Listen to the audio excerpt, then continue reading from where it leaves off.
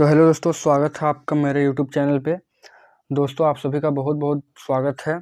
आज के इस वीडियो में हम लोग देखेंगे मासिक मासिक जांच परीक्षा सेट 1 क्लास 10th और सब्जेक्ट बायोलॉजी है। सिर्फ बायोलॉजी है दोस्तों। इससे पहले हमने जितने भी वीडियो बनाए हैं उसमें कंबाइंड सारे सब्जेक्ट के होते थे, और कल या परसों ही मैंने इकोनॉमिक्स का अपलोड किया था क्लास 9th का।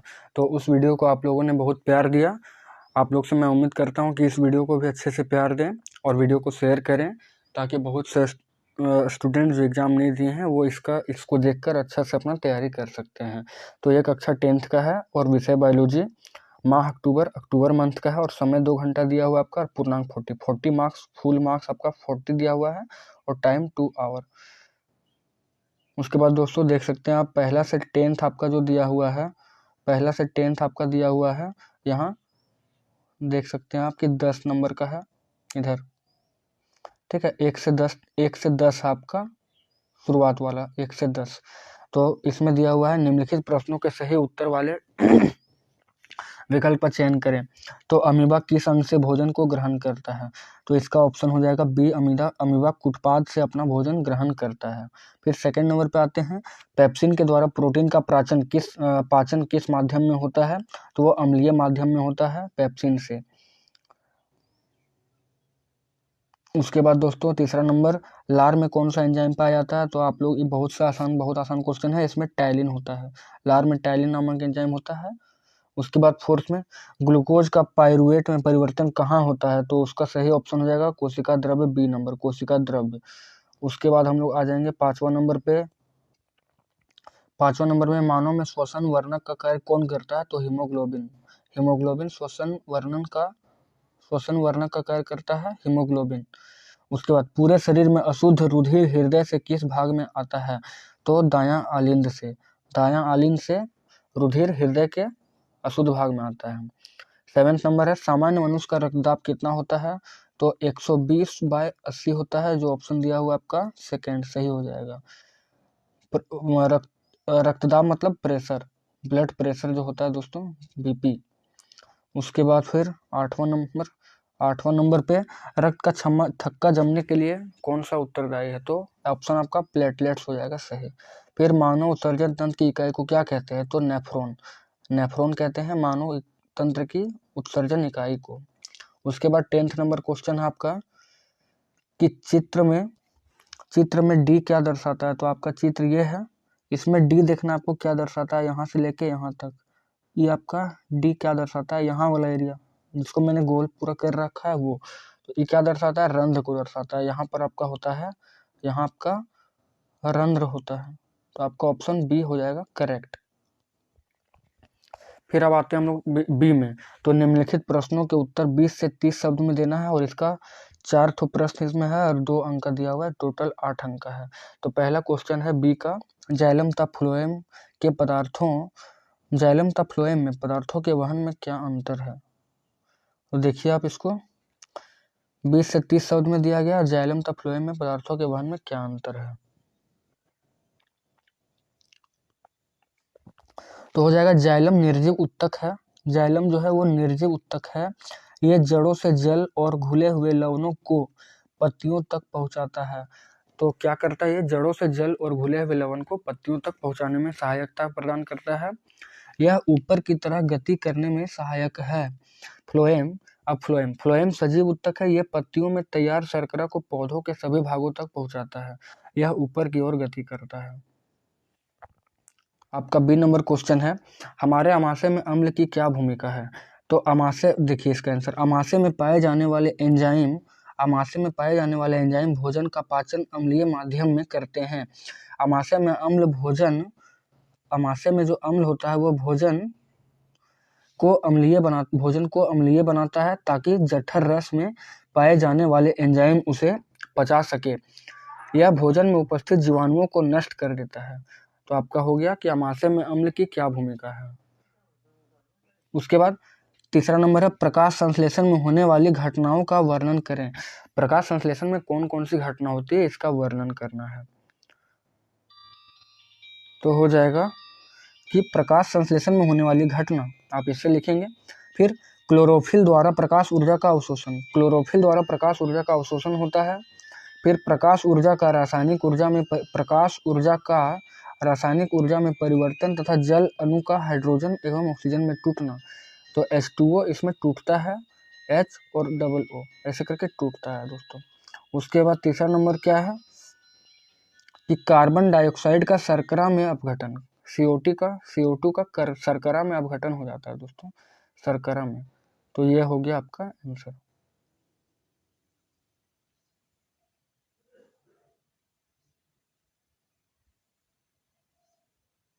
उसके बाद यहाँ पे आपका है वाष्पोत्सर्जन में पौधों का महत्व। तो पौधे जो हैं वाष्पोत्सर्जन करते हैं, उसमें पौधों का क्या महत्व है वाष्पोत्सर्जन में। तो ये हो जाएगा वाष्पोत्सर्जन में पौधों का महत्व। जल के अवशोषण एवं जड़ से पत्तियों तक जल पहुंचाने में सहायक। फिर खनिज लवणों के ऊपरमुखी गति में सहायक, खनिज लवण जो होता है उसको ऊपर की तरफ धकेलता है और वो वाष्पोत्सर्जन करने में सहायक करता है दोस्तों, वाष्पोत्सर्जन में सहायक करता है। आप इसको नोट कर लें। फिर चलिए हम लोग आगे बढ़ते हैं। तो आगे अब हम लोग 3 नंबर के प्रश्न पर आ चुके हैं, 3 नंबर के प्रश्न पे। और यहाँ पे 4 क्वेश्चन दिया हुआ है और 35 से 40 वर्ड में इसका आंसर देना है। दोहरा परिसंचरण, तो इसका पहला आंसर क्वेश्चन है दोहरा परिसंचरण तंत्र की व्याख्या करें। तो दोहरा परिसंचरण तंत्र, तो मनुष्य में रक्त को हृदय से 2 बार होकर गुजरना पड़ता है, 2 बार होकर गुजरना पड़ता है, इसे दोहरा परिसंचरण तंत्र कहते हैं। उसके बाद शिराओं द्वारा शरीर के विभिन्न भागों में अशुद्ध रक्त हृदय में लाया जाता है, हृदय उसे शुद्ध रूप होने के लिए अलग अलग मार्ग से फुफ्फुस में भेज देता है, जहां कार्बन डाइऑक्साइड बाहर विसरित हो जाता है और ऑक्सीजन रक्त में आ जाता है दोस्तों। ये हुआ आंसर। फिर वायवीय श्वसन में अंतर, इसको बोलते हैं ऑक्सी श्वसन और अनॉक्सी श्वसन।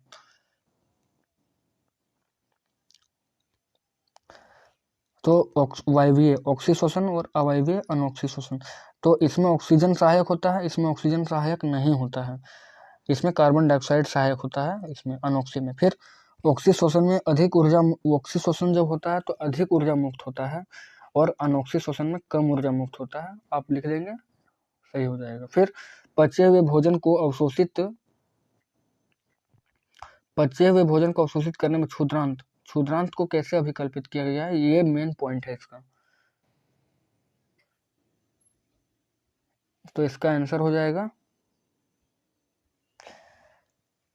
कि क्षुद्रांत की आंतरिक भित्ति पर असंख्य रंध्राकुर पाए जाते हैं, इनमें रक्त वाहिकाओं एवं लिम्फ वाहिनी का जाल बिछा रहता है। विसरण क्रिया द्वारा भोजन का प्रोटीन, ग्लूकोज, खनिज, विटामिन इत्यादि रक्त में सोख लिए जाते हैं।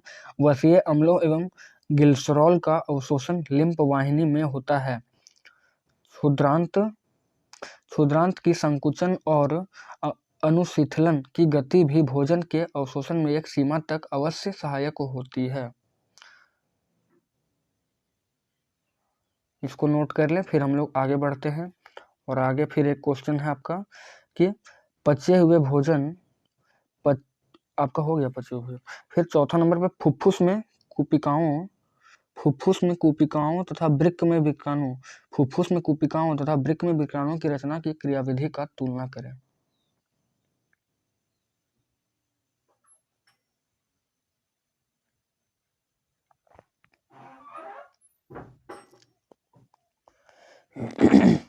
तो फुफ्फुस में कूपिका एक साइड लिखेंगे और एक साइड लिखेंगे वृक्क में वृक्काणु। उसके बाद इसमें पहला नंबर का देंगे कि मानव शरीर के दोनों फेफड़ों में बहुत ज़्यादा संख्या में कूपिकाएं होती है।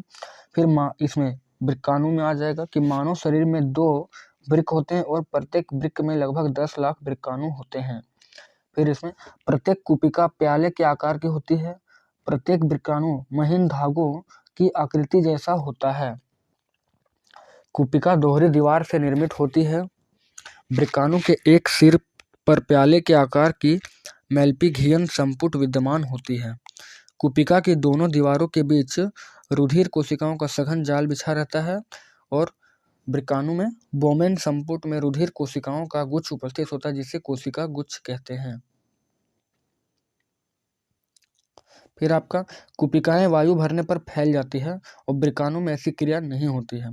कुपिकाओं में गैसीय आदान प्रदान के बाद फेफड़ों के संकुचन से कुपिकाओं में भरी वायु शरीर से बाहर निकल जाती है और इसमें है कि मूत्रवाहिनी से मूत्र बाहर बहकर मूत्राशय में इकट्ठा हो जाता है और वहां से मूत्र मार्ग द्वारा शरीर के बाहर निकल जाता है। अब चलते हैं हम लोग नेक्स्ट क्वेश्चन पे, आप लोग नोट कर लीजिए इसको। फिर आपका डी में आ जाते हैं हम लोग। डी में 5 क्वेश्चन है और 2 अंक का है, तो आपका 10 हो गया। और इसमें एक पहला नंबर का जो क्वेश्चन है उसको ए और बी में डिवाइड कर दिया गया है। तो पहला का ए में क्या क्वेश्चन है कि हमारे शरीर में ऑक्सीजन तथा कार्बन डाइऑक्साइड के परिवहन के लिए कौन सा तंत्र उत्तरदायी है। तो देखिए, हमारे शरीर में ऑक्सीजन तथा कार्बन डाइऑक्साइड के परिवहन के लिए श्वसन तंत्र उत्तरदायी है दोस्तों। श्वसन तंत्र, अब श्वसन तंत्र क्या होता है कि जीवों में संपन्न होने वाली ऑक्सीकरण की प्रक्रिया जिसमें ऑक्सीजन का अंतर्ग्रहण होता है उसे श्वसन तंत्र कहते हैं। इसको आप लोग नोट कर लीजिए। चलते हैं हम लोग नेक्स्ट क्वेश्चन पे। तो वीडियो कैसा लग रहा है दोस्तों, आप लोग बताएं। नेक्स्ट क्वेश्चन है आपका बी में कि हमारे शरीर में ऑक्सीजन तथा कार्बन डाइऑक्साइड के परिवहन की क्रियाविधि को बताएं। अच्छा, तो ऑक्सीजन O2 और CO2 का परिवहन कैसे होता है हमारे शरीर, मानव शरीर में परिवहन कैसे होता है वो दिखाना है आपको।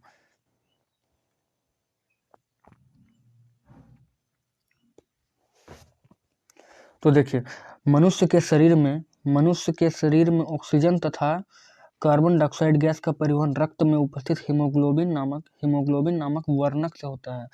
तो क्या होता है, CO2 और O2 का जो परिवहन होता है वो हीमोग्लोबिन के द्वारा होता है, जो एक वर्णक होता है। फिर यह वर्णक फेफड़ों के वायु कोश में उपस्थित वायु से ऑक्सीजन को ग्रहण कर इसे शरीर के विभिन्न कोशिका में विस्तृत कर देता है। पुनः यह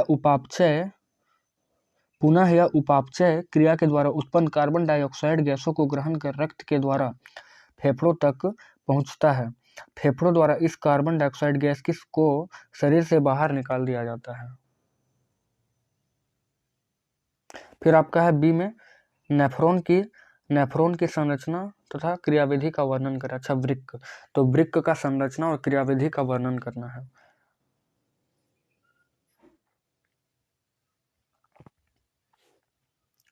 देखिए आप, नेफ्रॉन, वृक्क की संरचना कैसे होता है। तो वृक्काणु या नेफ्रॉन उत्सर्जन तंत्र की रचनात्मक और क्रियात्मक इकाई है। इसके प्रमुख भाग हैं, बहुत से भाग मिलकर वृक्काणु को बनाते हैं। तो इनके संरचना में बहुत सारे भागों का अहम योगदान होता है। तो पहला क्या है आपका, बोमेन संपुट। तो वृक्काणु का आगे का भाग जो प्याले जैसा होता है उसे बोमेन संपुट कहते हैं। फिर आपका है केशिका गुच्छ। तो केशिका गुच्छ क्या होता है, वृक्क धमनी तथा वृक्क शिरा के बार बार विभाजित होने से बना रक्त कोशिकाओं का गुच्छ को केशिका गुच्छ कहते हैं। फिर आपका वृक्क शिरा, तो वृक्क में अशुद्ध रक्त न आने वाली रक्त वाहिनी, वृक्क में जो अशुद्ध रक्त लाती है उसको वृक्क शिरा कहते हैं। फिर आपका नेक्स्ट में है वृक्क धमनी। तो बोमेन संपुट से शुद्ध रक्त ले जाने वाली रक्त कोशिका, रक्त वाहिनी। तो बोमेन संपुट में शुद्ध रक्त होता है, ठीक है, और वहां से जो वृक्क में ले आता है शुद्ध रक्त को उसको वृक्क धमनी बोलते हैं। और वृक्क शिरा जो अशुद्ध रक्त को लाता है। उम्मीद है कि आपको समझ में आ रहा है वीडियो। फिर वृक्काणु का नलिकाकार भाग। तो हेनेल्स लूप के आगे वृक्काणु का अंतिम छोर, हेनेल्स लूप एक होता है, उसके आगे वृक्काणु का अंतिम छोर कुंडलित होकर इस भाग की रचना करता है।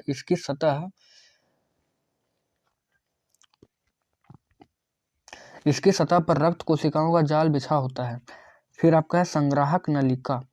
तो नेफ्रॉन का अंतिम छोर एक नलिका से मिलता है जो मूत्राशय तक जाता है, इसको बोलते हैं संग्राहक नलिका। नोट करते चलेंगे आप लोग। फिर है वृक्काणु की क्रियाविधि। तो वृक्काणु की क्रियाविधि को हम लोग समझते हैं। तो बोमेन संपुट के केशिका गुच्छ में उच्च रक्तचाप के कारण उत्सर्जित पदार्थ छनकर रक्त से बाहर आ जाता है। ये पदार्थ जल के साथ संग्राहक नलिका में जाते हैं और मूत्राशय में पहुंच जाते हैं। फिर है केशिका गुच्छ के उच्च रक्तचाप के कारण उच्च रक्तचाप के कारण कुछ महत्वपूर्ण पदार्थ जैसे ग्लूकोज, अमीनो अम्ल आदि भी छन जाते हैं, जिन्हें हेनेल्स लूप और नलिकाकार भाग में फिर से सोख लिया जाता है। इसे पुनरावशोषण कहते हैं। फिर आप लास्ट पे वृक्काणु की रचना देख लीजिए। वृक्काणु की रचना कैसे होती है? वृक्काणु की रचना तो आप ऐसे एक फिगर बना लेंगे, ऐसे पूरा फिगर बना लेंगे एक ठो, ठीक है। आपका यहाँ देखिए बोमेन संपुट मैंने बताया था, बोमेन संपुट आपका ये हो जाएगा। फिर आपका केशिका गुच्छ है, फिर आपका है वृक्काणु का नलिकाकार भाग, संग्राहक वाहिनी, यहाँ से आपका निकलता है वृक्क धमनी का शाखा, यहाँ से आपका निकलेगा वृक्क शिरा की शाखा, और ये है आपका वृक्क धमनी, और ये आपका क्या हो जाएगा? संग्राहक वाहिनी, जो एक नली द्वारा होता है। तो ये हो गया फाइनली आपका वृक्काणु की रचना। तो अब हम लोग अपने कंप्लीट हो चुका है ये हमारा असेसमेंट अक्टूबर माह का और बायोलॉजी का क्लास 10th। मिलते हैं आपसे नेक्स्ट वीडियो में, तब तक के लिए आपका धन्यवाद। और एक बात और कि आप लोग वीडियो को शेयर नहीं करें दोस्तों, जल्दी से जल्दी वीडियो को शेयर कर दीजिए, ताकि असेसमेंट का काम सभी स्टूडेंट मिलकर एक साथ करें और अच्छे से कर पाएँ दोस्तों। चलिए धन्यवाद, फिर मिलते हैं नेक्स्ट वीडियो में।